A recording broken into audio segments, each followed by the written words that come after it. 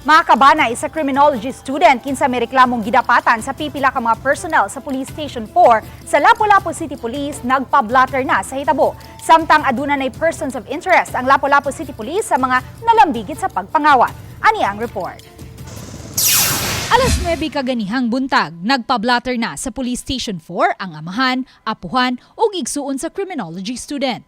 Oktubre 4, nahitabo ang giingong pagmaltrato sa pipila ka mga personnel sa Police Station 4 sa 20 anyos nga criminology student apan kaganiha lang nila napablotter ang ilang reklamo kay matod sa amahan na trauma ang iyang anak sa hitabo. Gani karong adlaw, ila kining gida sa Vicente Soto aron mahiling. Kung makadungog sa police station, mupugong sa ayaw lang adto dito pa kay basin maunsa ka.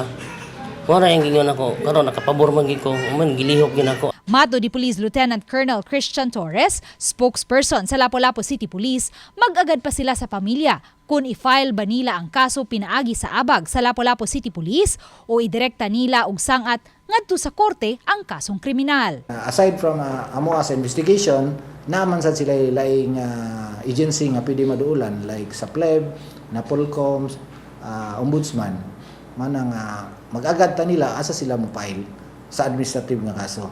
Pero sa kriminal, sa korte ginay sila ma-file. Gisuwayan sa RTV Balitang Bisdak, pagkuha ang habig sa agawon sa criminology student apan nagdumili kini pagluwat og pamahayag kabahin sa hitabo.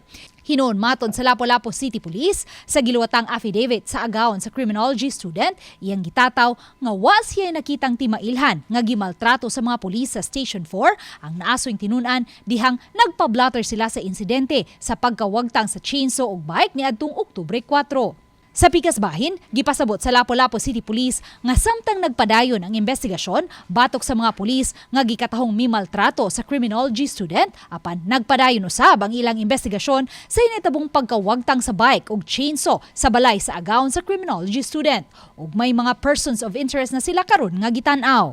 Na-directive sa ato ang Police Station 4, i-continuous gyapon ang katong reklamo sa pagpangawat.